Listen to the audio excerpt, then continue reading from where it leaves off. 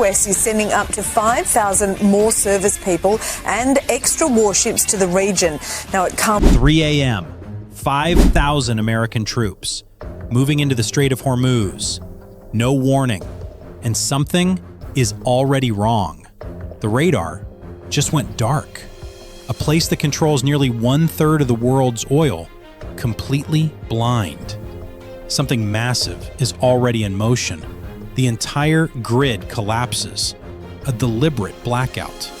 40 feet above black water, a CH-47 Chinook crosses the coastline. Rotor wash ripping foam off the surface. No lights, no transponder, no radio chatter. Inside, 32 soldiers, fully armed, fully loaded. No one speaks. The objective is locked. The timeline is fixed. If this goes wrong, there is no recovery.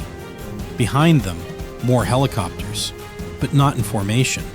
Different altitudes, different approach paths, different timing. They see noise, random movement, nothing that makes sense. By the time the pattern becomes visible, it's already too late. An operation unfolds in real time, massive, coordinated, invisible. The other side doesn't know it has begun. If the timing slips, people die. 3:27 a.m. This didn't start tonight, not even close. It began 18 months ago. Satellite imagery was only the surface. The real work was deeper. Human intelligence on the ground, signal intercepts, shipping patterns, fuel movements, guard rotations, every routine, every habit, every blind spot, mapped, tracked, studied for over 500 days. Until the island was no longer unknown. It became a system, and systems can be broken. More than 600 days of analysis shaped it further. Every bunker, every patrol route, every defensive position, down to the smallest detail. Because this wasn't just an island. It sat at the narrowest point of the Strait of Hormuz, a choke point where nearly 1/3 of global oil passes. Whoever controls it controls visibility, controls movement, controls pressure. For years, that control belonged to Tehran. Tonight, it changes. This operation wasn't improvised. It was rehearsed 11 times. Different scenarios, different failures, different stress points, refined until the plan held under pressure. The unpredictable ones never disappear. They only wait, because the operation is already in motion. The helicopters are already airborne. No turning back. The order came from the highest level, passed through a chain so restricted, fewer than 40 people on Earth knew the full plan. 5,000 soldiers, one night, one island. 3:44 a.m., 3 kilometers offshore, Chinooks hover in darkness. Then, the Apaches move. AH-64 gunships push forward. Their targeting systems scan. Radar sites, communication nodes, defensive positions mapped. From above, the island becomes a grid, a fully mapped kill zone. The pilots see everything in infrared. 2 guards circling the radar site, a vehicle near the tower, engine running, exhaust faint in thermal glow. Barracks filled with sleeping signatures, every position exposed. But the Apaches don't fire, not yet. They hold, they watch, they confirm. Rules of engagement are absolute. Every target must be verified. This isn't their first operation. 3:51 a.m. The radio crackles. One word, a code, and everything shifts. The Apaches stop observing, and they fire. The first Hellfire is already in the air. 4 seconds. That's all it takes. Impact. A white flash tears open the night. Then orange. then fire swallowing the radar installation. From above, the Chinooks see it clearly. The island erupts in light. Too late to react. Before the smoke can rise, the second missile is already launched. Direct hit. Backup generator destroyed. Communications crippled. The third follows instantly, straight into the vehicle near the tower. But it wasn't just a vehicle. It was a mobile radar unit. The system that should have seen them is gone in seconds. Under normal conditions, it would have detected them 20 minutes out. It didn't. Because someone spent 18 months finding a gap in its coverage. A blind corridor, just 340 meters wide, and they flew straight through it. 4:03 a.m. The sky changes. A-10 Thunderbolt II's inbound, flying in pairs from the northwest. You don't see them first, you hear them. A low, grinding roar building in the dark, heavy, unmistakable. The kind of sound that tells you one thing: whatever is coming next cannot be stopped. Then it becomes clear. It isn't coming from one direction, it's everywhere. The A-10. Not built for stealth, not built for elegance, built for survival, built for destruction. When it commits to a target, that target stops mattering. On the southern ridge, 3 hardened positions remain active, too strong for Apaches, too close to the landing corridor. So the mission shifts, handed off to the Warthogs. The A-10s roll in, no hesitation, no warning. The GAU-8 spins up and the night breaks open. A tearing force rips through the air, like the sky itself is breaking apart. 3,900 rounds per minute, 30mm shells raining down, turning reinforced positions into debris. The ridge fires back for about 40 seconds. Then, nothing. Silence. By 4:09 a.m., every defensive position on the ridge is gone, and the landing zones clear. 4:11 a.m., the Chinooks move in, but they don't land together. That would be suicide. A mass landing creates a perfect target. Mortars, anti-armor, concentrated fire. They don't give that moment. They split it. First helicopter touches down. Soldiers hit the ground. Fast. Controlled. Perimeter secured. Signal clear. 30 seconds later, second wave lands. First team already moving. Third wave hits as contact begins at the communication center. By the final helicopter, the fight has already started. Rooms being cleared, positions taken, targets eliminated. This isn't chaos, it's choreography. Fire teams move in groups, not straight lines. They move in arcs, using terrain, using shadows, using the burning wreckage as cover. Everything around them working in their favor. The Apache strike created confusion, disorientation, fear. Now that confusion is the battlefield. The defenders are blind, no radar, no communication. They're trained, experienced, but fighting in darkness. One side executes a plan, the other reacts blind. The attack isn't from one direction, it's everywhere. Multiple teams, multiple angles, multiple objectives happening at once. And without information, even the best trained unit starts to break. Not from fear, from confusion. 4:29 a.m., the communication center falls. Not because it's easy, because it's essential. This was always the priority. Because as long as this room is active, Tehran knows. And if Tehran knows, Tehran responds. Naval forces, airstrikes, escalation. Everything changes the moment the signal gets out. So destroying it isn't enough. Because there are backups, encrypted terminals, satellite links, frequency hopping radios, systems designed to survive an attack like this. So the assault team doesn't just take the building, they strip it. Every terminal, every transmitter, anything that could send a signal off that island. Gone, destroyed, captured, silenced. Within minutes, the entire island goes dark. No outgoing communication, no distress call, no warning reaching the mainland. From the outside, it's just silence.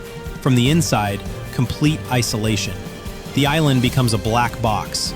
But the fight isn't over, not yet, because the real battle is happening on the high ground, the central ridge. elevated terrain, clear line of sight across the entire island, the last defensive stronghold. And the defenders know it. They've pulled back, regrouped, consolidated everything they have into one final position. Disciplined fire, controlled bursts, every approach covered. The assault teams push uphill, under fire. No clear visibility, no time to slow down. 3 soldiers go down in under 7 minutes. 2 still moving. 1 doesn't get back up. The medic works in a drainage ditch, rounds snapping overhead, hands steady, no hesitation. Because stopping means losing more. At 4:34 a.m., the casualty report goes up. Real time, instant. Because unlike the defenders, the attackers still have communication. Encrypted, secure, untouchable. That's the difference. Not just firepower, not just speed, information. And on that ridge, information wins. The maneuver comes fast. 2 elements, flanking from terrain that shouldn't be passable, but was mapped months ago, planned, tested, rehearsed. They hit from one side, then another, then a third. 3 directions at the same time. There is no defense for that. Not with those numbers, not in that terrain. At 4:41 a.m., the ridge falls. Not because the defenders quit, but because they're outplayed, outpositioned, outmaneuvered. Across the water, inside Iranian naval command facilities, the first pieces of the puzzle start arriving. A missed check-in, a silent outpost, a signal that doesn't quite make sense. Individually, nothing. Together, everything. A patrol boat passes within 12 kilometers of the island at 3:30 a.m.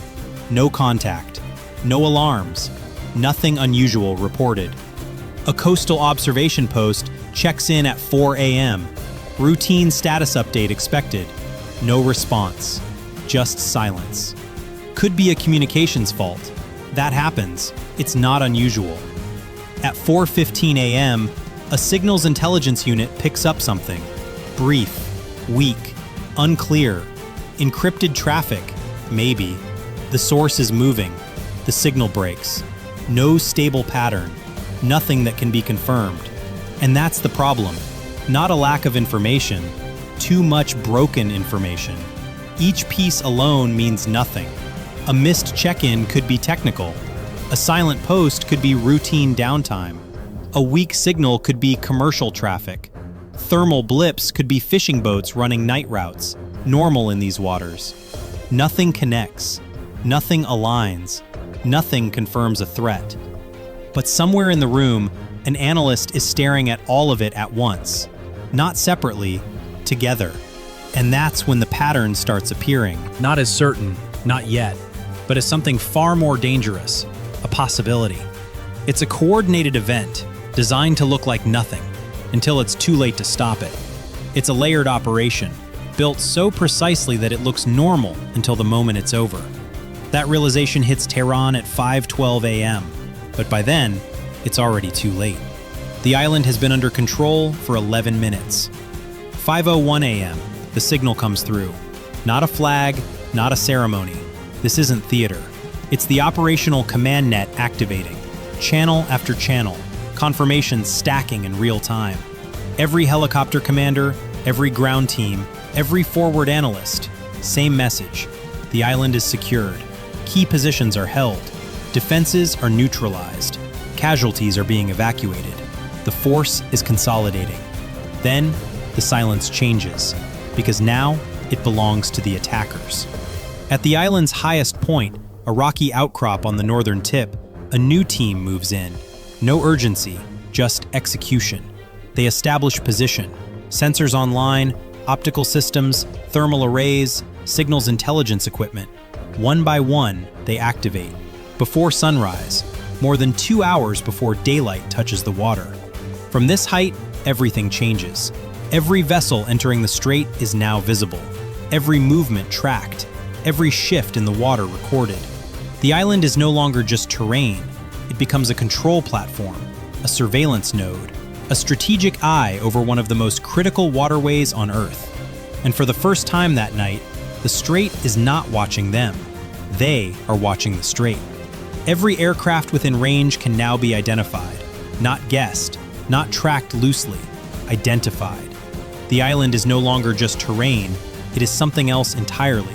A sensor platform, a communications relay, a fire control position, a strategic statement, all compressed into 12 square kilometers of rock. And whoever holds it doesn't just control land, they control information. And in this region, information is power. Power over movement, power over shipping, power over what flows through the strait, and what doesn't. 6:47 a.m.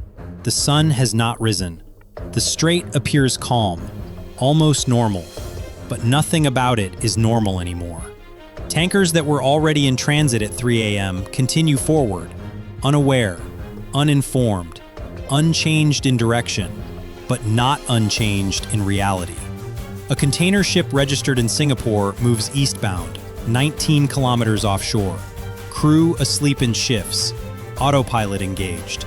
No idea that the environment it is navigating has fundamentally shifted overnight. 5,000 soldiers, one night, one island. And now, a new reality. Because operations like this are never announced at the moment they happen. They are announced after they are already true, after the ground has changed, after the position is held, after the outcome can no longer be reversed. That is the nature of modern operations. They do not ask permission. They do not broadcast intent. They execute. And only then does the world react.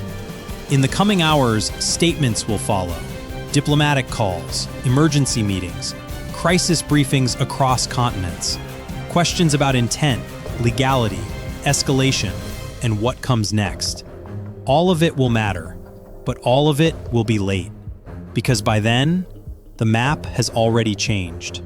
A small island at the world's most critical choke point is no longer under the same control as before, and that changes everything. The rules here were written over decades, through conflict, oil, and restraint, held together by one question: what happens if someone breaks them? Last night, that question was answered. 5,000 soldiers changed the outcome. And now, the Strait is no longer just being watched. It is watching back. And the silence before the world reacts is already louder than anything that will be said next.